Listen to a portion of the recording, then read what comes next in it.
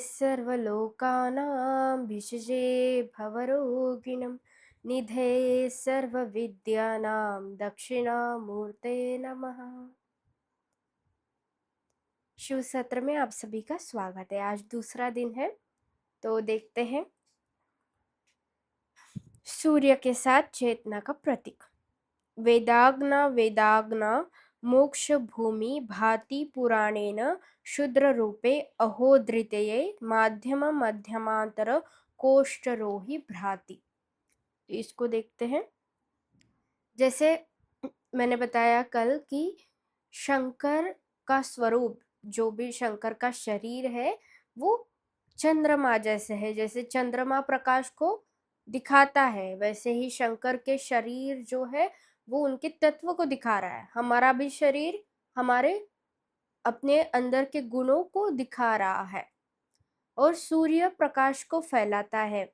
जैसे हमारा शरीर हमारी हर एक भावनाओं को, हमारी चेतना को बाहर की ओर दर्शा रहा है, वैसे ही भगवान शंकर का जो भी दिव्य स्वरूप है वो सूर्य के भांति शिव के लिंग के स्वरूप में हर कण कण में व्याप्त है। ठीक है, तो आज हम देखेंगे कि हमारा शरीर और शंकर जी के शरीर तथा हमारी चेतना और शिव का स्वरूप, इसका रूप कैसे बना है। तो बोलते हैं कि शंकरात्वम नित्यम पंचभूतेन सर्वरूप।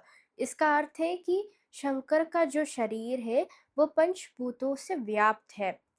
हमारा भी शरीर देखा तो पंचभूतों से व्याप्त है। पंचभूत क्या है तो देखते हैं, जल, अग्नि, वायु, आकाश और पृथ्वी तत्व। तो ये 5 तत्व से हमारा शरीर बना है।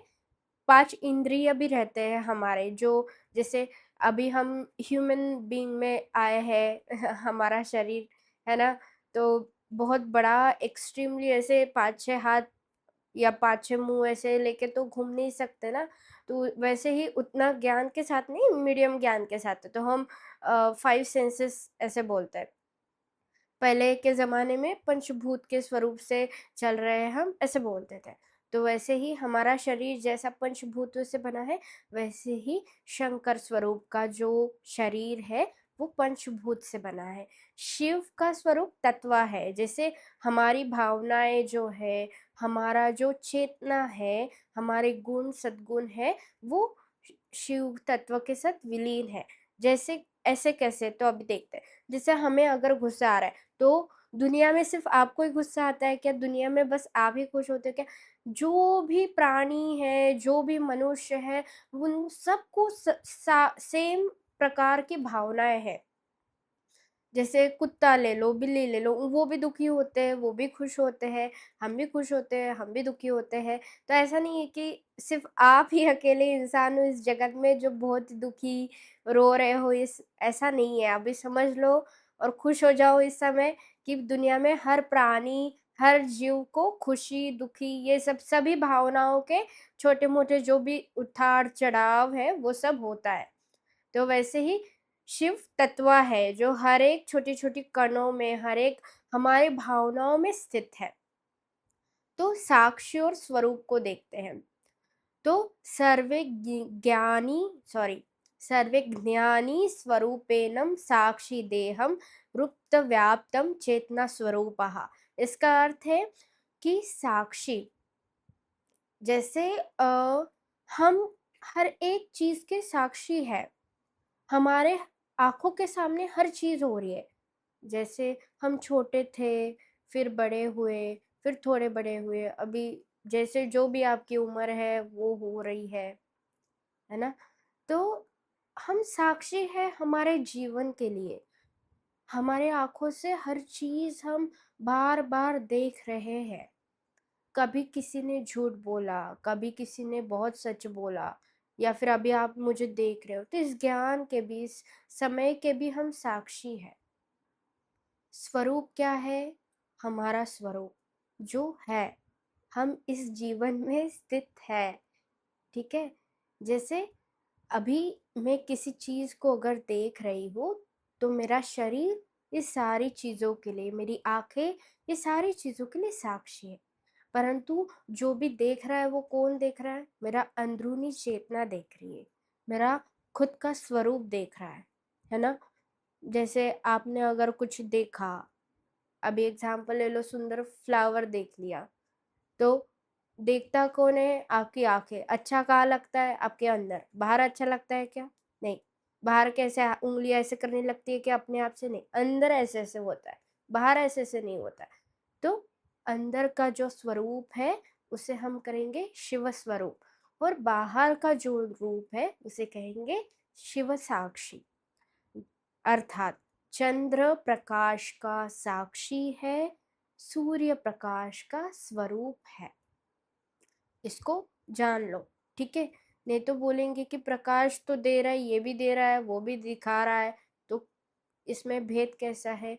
तो भेद ये है कि साक्षी हमारा शरीर है, साक्षी चंद्र है, साक्षी शंकर है, शिव सूर्य है, शिव हमारी अंदर की चेतना है, शिव ये संपूर्ण ब्रह्मांड का प्रतीक है।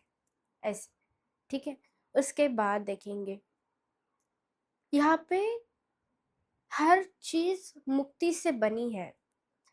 बड़ा सुंदर, ये अभी किसी प्रश्न का जवाब भी मिल जाएगा आपको।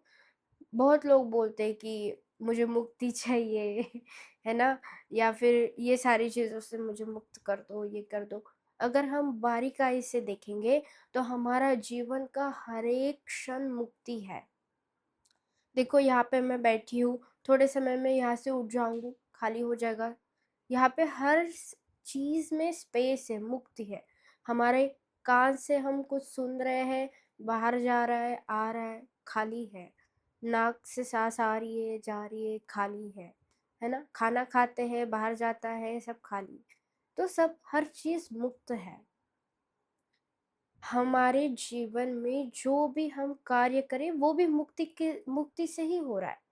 आपने देखा है कि हर क्षण ऐसे बदल रहा है, कुछ भी करो, ऐसे कुछ उठा रहे हो गया खत्म, बैठ रहे हो गया खत्म। हर चीज में एंड हो रहा है, हर क्षण आगे जा रहा है। आयु भी बढ़ रही है हमारी, आयु मतलब एज, है ना। तो धीरे धीरे समय के साथ सब कुछ बढ़ रहा है, आगे जा रहा है। सांस लिया, छोड़ दिया, खत्म, मुक्त है। तो हर एक कण मात्र में मुक्ति है। ये ब्रह्मांड भी उसी तरीके से शिव मात्र मुक्त है। शिव मुक्ति का प्रतीक है। हर कण में, हर स्थिति में शिव का शक्ति है। अभी शिव का जो नाम है ना, शिव, उसका जो मीनिंग है वो आने वाले समय में हम देखेंगे, मैं बताऊंगी। अभी है, काफी दिन है। तो ऐसे मत हो जाना कि आज ही पूरा कंफ्यूज और रात को नींद आना बंद। तो ऐसे मत हो ना, धीरे धीरे जाने वाले, इसलिए 15 दिन है। तो आज का दिन, कल का दिन, तो अपना जो भी मन में कुछ उठता है प्रश्न, उसको बनाए रखो, मुझे भेज सकते हो आप।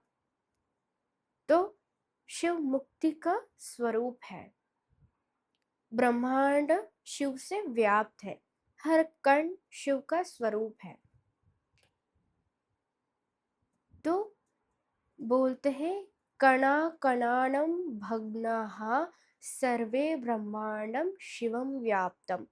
मतलब वो छोटा ये भी है ना कोर्स, सत्यम शिवम सुंदरम। इसका इसका और ये मंत्र का सेम ही अर्थ है, सत्यम शिवम सुंदरम। मतलब शिव से परे जो भी सत्य है वो अत्यंत सुंदर है। सुंदर है मतलब सुंदरता हम किसी शब्द में व्यक्त नहीं कर सकते। अभी एग्जाम्पल ले लो, फ्लावर का ही ले लो, अभी मेरे दिमाग में वही आ रहा है। तो अगर हम बहुत फूल फूल हर जगह जगह वहां देख, तो वो इतना मनमोहक और इतना सुंदर लगता है कि उसको हम व्यक्त नहीं कर सकते। चकित हो जाते, शांत हो जाते, स्थिर हो जाते। हमारी आंखें स्थिर होती है, सांसें चलती रहती, सांस स्थिर नहीं होती है ना।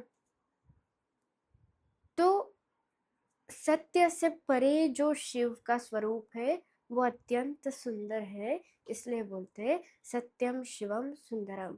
सुंदरता में ही मुक्ति का स्वरूप है। जब हम स्थिर हो जाते हैं तो सब कुछ खो बैठते हैं, आनंद महसूस होता है, स्थिर हो जाते हैं, उसको ही मुक्ति का स्वरूप बोलते हैं। इसलिए ब्रह्मांड जो है शिव का रूप है, हर कण कण मात्र में मुक्ति का स्वरूप है।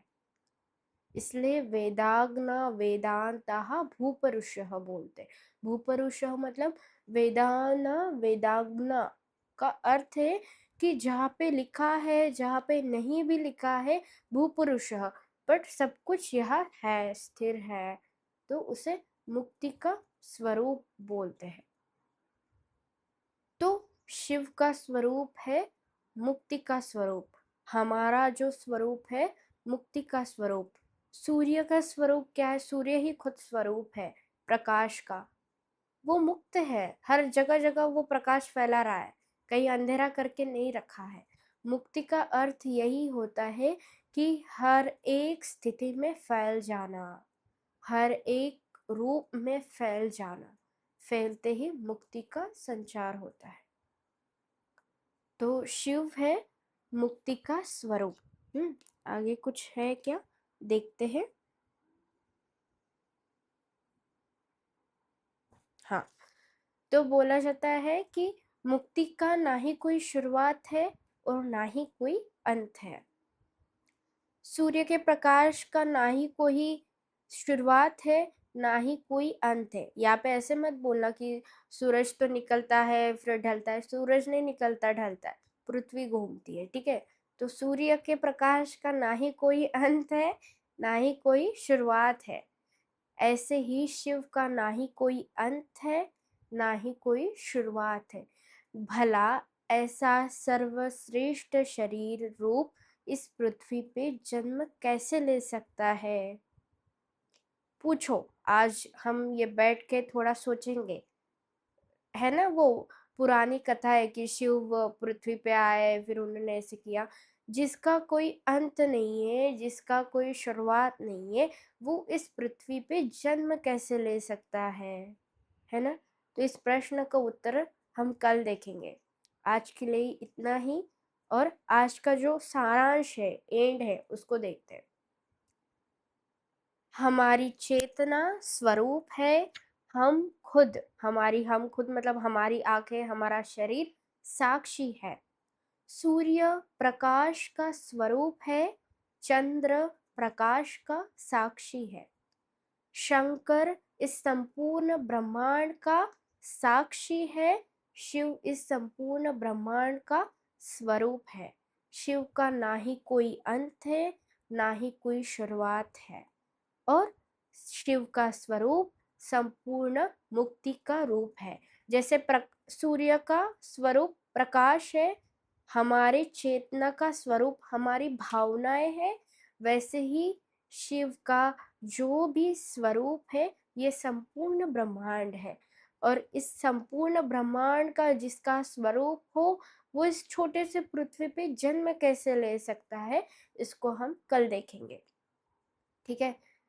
बहुत ज़्यादा कंफ्यूज मत होना, बहुत टेंशन लगा तो आप मुझे कॉल मैसेज करो, कॉल मत करो, ठीक है। तो मैसेज कर सकते हो। और एक ने मुझे कल पूछा कि ये सुन के नींद नहीं आ रही है, बहुत ज़्यादा कंफ्यूज हो रही। कोई बात नहीं, समय के साथ 15 दिन में कंप्लीट हो जाएगा तो समझ में आ जाएगा। और एक आध दिन नींद नहीं लगी तो कोई बात नहीं, वैसे भी शिवरात्रि आने वाली है, शिवरात्रि के पर्व पे रात भर लोग जगते हैं, तो आप भी प्रैक्टिस कर लेना थोड़ा जगने का, क्योंकि हम रात को ही मेडिटेशन लेने वाले हैं, ठीक है। तो मिलते हैं अगले सत्र में। ओम नमः शिवाय।